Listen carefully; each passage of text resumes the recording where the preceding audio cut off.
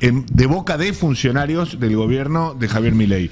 Uno de los ejes es esta vuelta tan noventosa de los tickets canasta, los tickets de comida, los tickets de almuerzo. Anunciado por algunos empresarios ya. Pero además recién contamos algo que tiene que ver con la vuelta de los tickets de comida, un sello de los 90 clarísimo, pero no contamos los dos ítems que sí estaban contenidos en el DNU, hoy frenado por la justicia.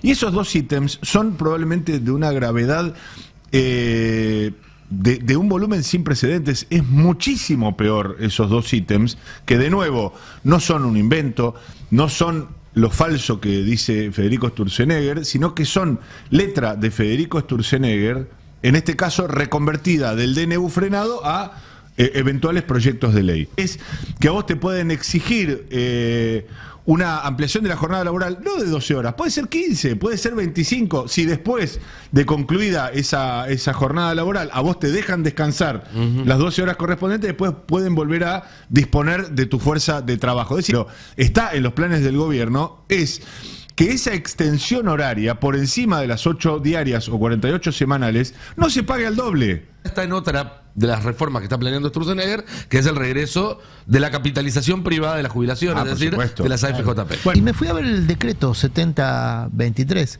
El decreto contiene la posibilidad de pago en especies, Sí.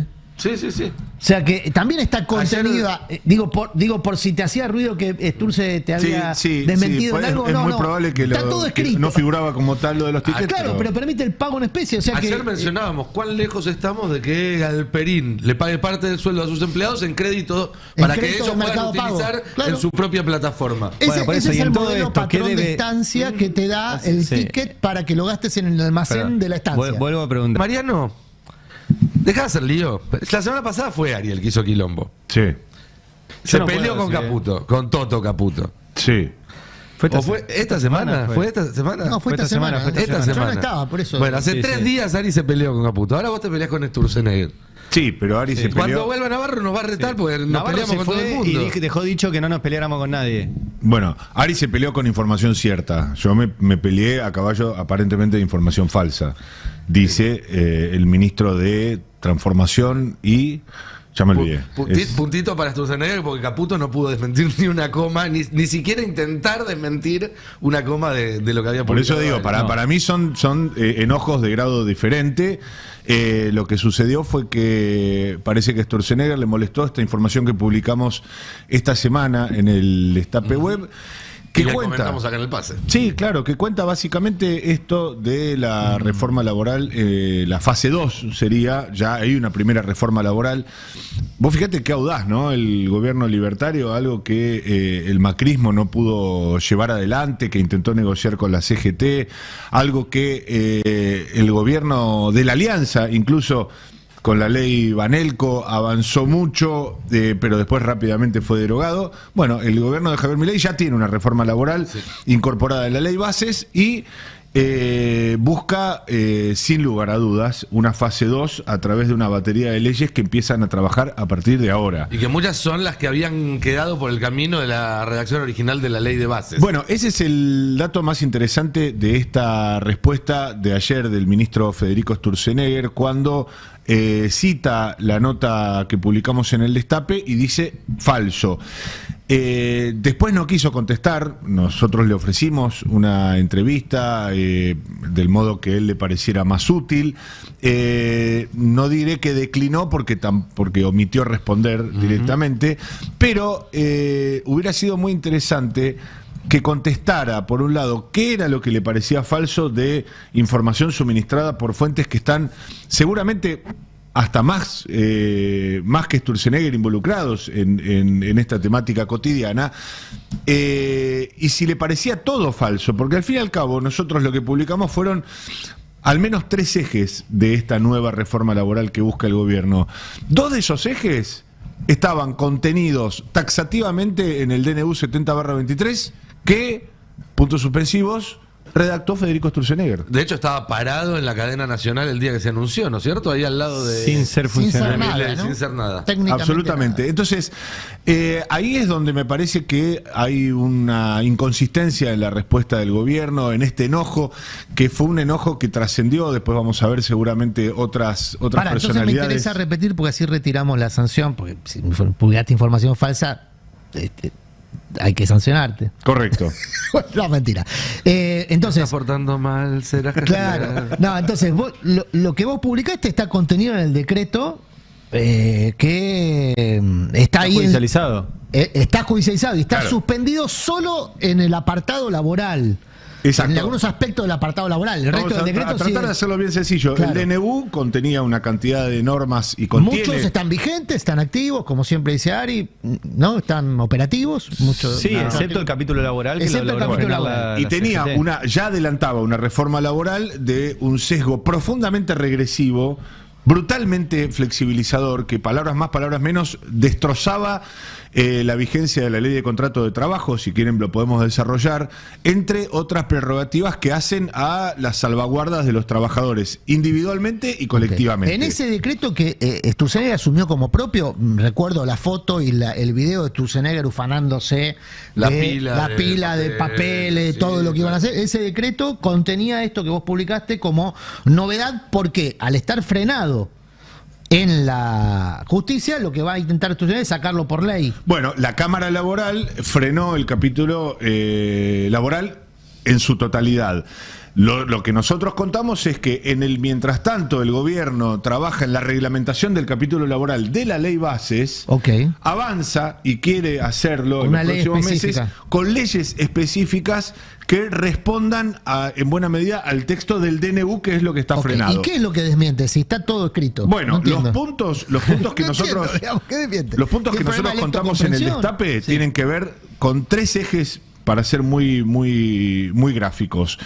Uno de los ejes, si quieren arrancamos por el que no está contenido en el DNU, que sería la novedad de esta reforma laboral que vinimos a contar de boca de funcionarios del gobierno de Javier Milei.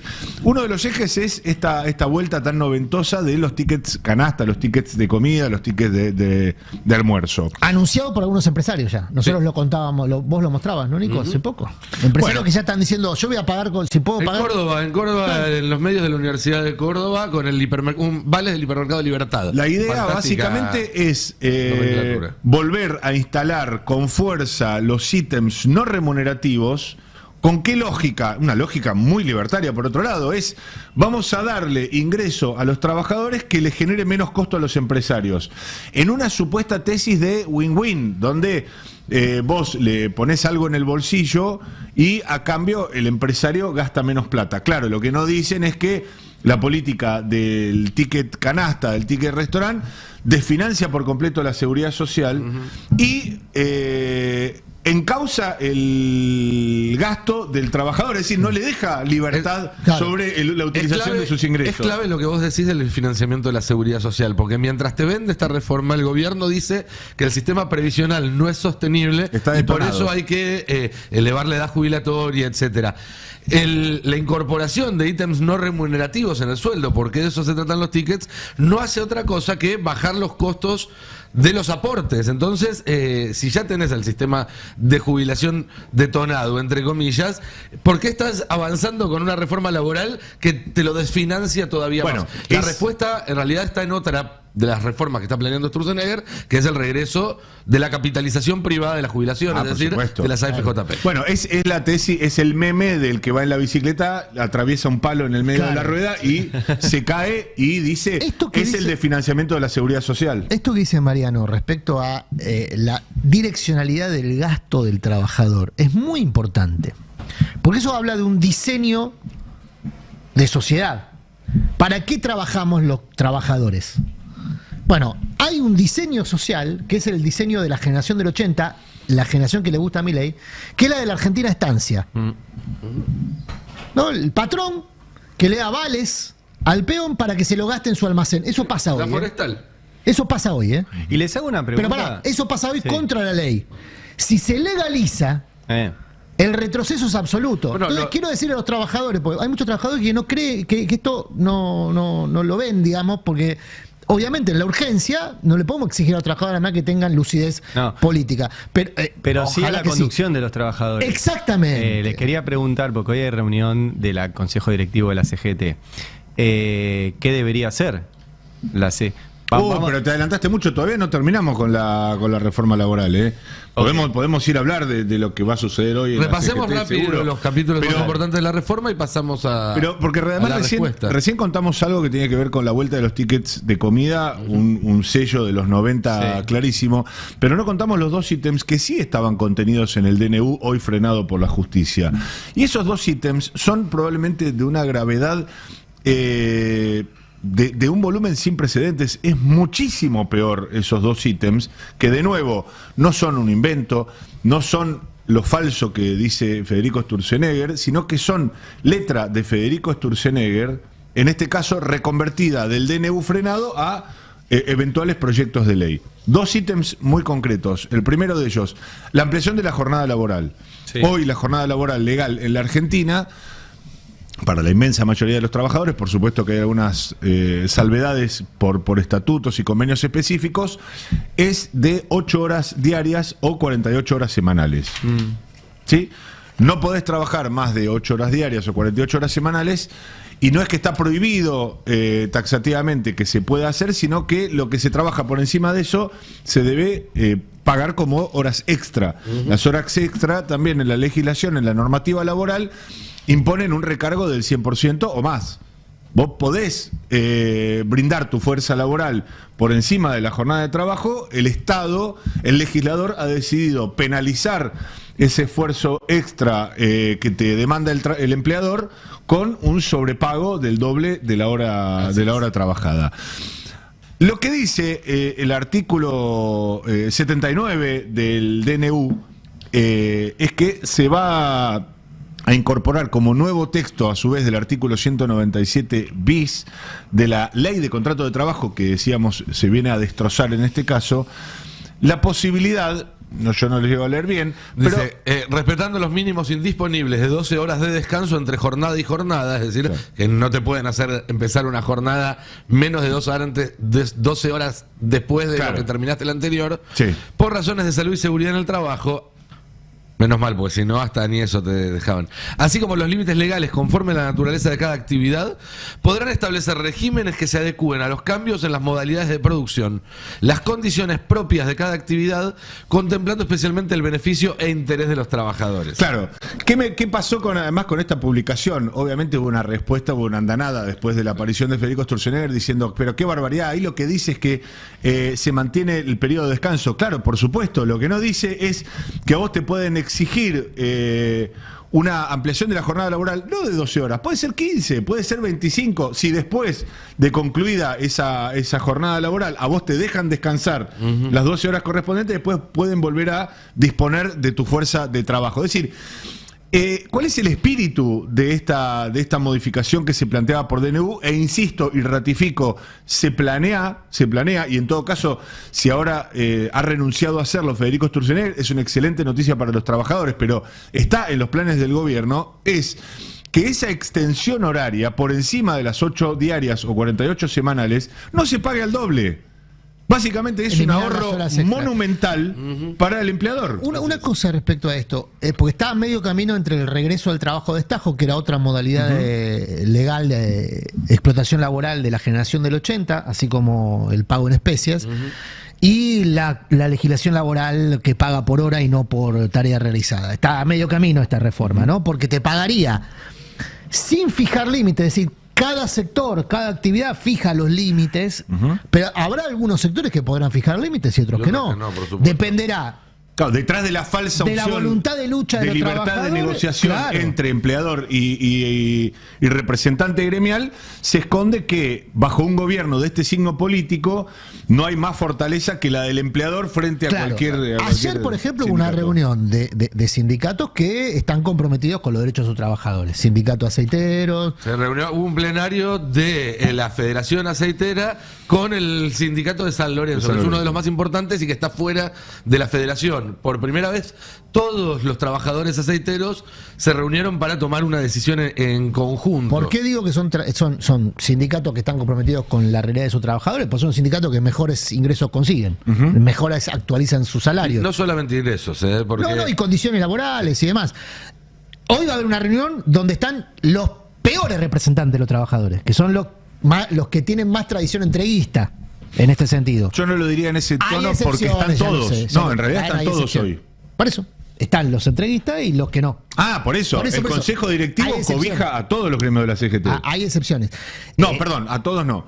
Al secretariado que tiene la CTA, alrededor de 50, es alrededor de 50 gremios que están representados en líneas generales casi todas las. ¿Qué podemos esperar de la reunión de esta tarde de la CGT, del Consejo de la CGT? Yo creo que todavía no hay margen para avanzar demasiado de parte de los grandes gremios en planes de lucha y demás. Lo que están haciendo ahora es cuentas. En el sindicalismo están haciendo cuentas, están viendo, bueno, en la reglamentación de la ley bases nos ofrecen tanto y podemos pedir tanto más. Después también podemos ir a algunos aspectos de la reglamentación de la ley bases que me parece que son centrales para esta discusión. Pero lo que en todo caso uno asume que van a planificar es lo que se ha hecho en muchas oportunidades, es cederle a la conducción, a la mesa chica, cederle a sus instancias más operativas la facultad de avanzar en plan de lucha. Mandatarlos. Exactamente. Para que decidan en el futuro. Déjame cerrar un concepto porque fuimos a dos de los puntos de la reforma laboral, uno no contenido en el DNU y otro sí. Y hay un tercer punto que está contenido en el DNU, que también me parece central repasar porque tiene una gravedad cuando digamos se separa. Sturzenegger habla de la hojarasca, cuando se separa un poco toda esta terminología técnica y vas al eje de qué es lo que se quiere hacer con esta reforma, es realmente dramático. Lo que quiere alterar el gobierno con este artículo 67, que modifica a su vez otro artículo de la Ley de Contrato de Trabajo, es alterar el principio de irrenunciabilidad de los derechos. ¿Qué significa esto? Ni más ni menos que hoy una ley que tiene un criterio progresivo, y el criterio progresivo significa siempre y en todo momento las negociaciones salariales tienen que ser para mejorar las condiciones de los trabajadores. La ley de contrato de trabajo es el piso de los derechos, el convenio colectivo es el piso de los derechos del trabajador de cada actividad, y los acuerdos individuales son el piso de derecho que tiene que superar esas dos instancias. Alterar el principio de irrenunciabilidad implica ni más ni menos que facultar a empleadores y representantes gremiales a negociar a la baja. Y les hago una pregunta de esto, perdón que me autocite, pero para plantearles la incógnita. Yo más temprano hice el editorial hablando de la polarización asimétrica. Es un término que utilizábamos mucho el año pasado durante la campaña. Para explicarlo rápido, es que uno de los dos sectores que estaba polarizado corrió extremadamente los límites de la discusión, y el sector que quedó va cediendo porque el otro se fue demasiado lejos. Por poner los números, estábamos discutiendo del 1 al 10, los trabajadores teníamos la posición 1, los empresarios la 10, en el medio estaba la 5, y vamos negociando los dos cediendo. Este sector se fue a 100. Entonces el medio quedó en 50, quedó lejísimos de los términos en los cuales estábamos discutiendo. Yo veo en Milei y en este sector del empresariado una polarización asimétrica, que es que están empujando las discusiones muy lejos de donde estaban antes. Bueno, de hecho, en noviembre se estaba discutiendo la reducción de la jornada laboral en el Congreso. Y ahora está hablando la ampliación de la jornada laboral. Planteo esto porque yo, a ver, para ponernos yo entiendo las posiciones empresarias, entiendo las posiciones que deberían ser las de los... ¿Por qué me llaman a esta hora? Las sindicales. Si el empresario quiere ganar más, quiere reducir el costo laboral, no voy a entrar en una cuestión moral con eso quieren eso. Pero hay una resistencia sindical y de los trabajadores, el Estado media en esa situación y vas buscando ahí alguna síntesis de ese conflicto. Sí, eso en condiciones normales de presión y temperatura que ya están dinamitadas. Bueno, yo veo, pero esto es lo que yo veo, quiero saber qué piensan ustedes, que se polarizó muy asimétricamente. O sea, el sector empresarial, con el apoyo actual del gobierno, tiró la discusión a otro lado. Y mi pregunta, vuelvo a lo de antes, es ¿qué tiene que hacer? Y desapareció la mediación estatal. Bueno, no desapareció, se puso de su lado. Sí. ¿Qué tiene que hacer la CGT frente a esa polarización asimétrica? ¿Tiene que dejarse correr los umbrales de discusión o tiene que plantarse para que esa polarización sea simétrica. Vos te fuiste a 100, pero yo me quedo en 1. Y vamos viendo. O sea, porque si vos te vas corriendo, empezás a discutir cosas que antes no ibas a discutir. No sé si se entiende si vos se lo explicas bien, lo entienden. ¿No? Tienen esa mecánica de la negociación individual más que la colectiva. Ahora, me quedé pensando en una cosa. Me quedo dando vuelta a esto de que el tema del pago en ticket canasta es una novedad absoluta. Y me fui a ver el decreto 7023. El decreto contiene la posibilidad de pago en especies, Sí. Sí. O sea que también está contenida. Digo por si te hacía ruido que Sturze te había desmentido en algo. Es muy probable que, está todo escrito. Que no figuraba como tal lo de los tickets. Claro, pero permite el pago en especie. O sea ayer mencionábamos cuán lejos estamos de que Galperín le pague parte del sueldo a sus empleados en crédito para que ellos puedan utilizar en su propia plataforma. Ese es el modelo patrón de estancia que te da el ticket para que lo gastes en el almacén de la estancia. Vuelvo a preguntar.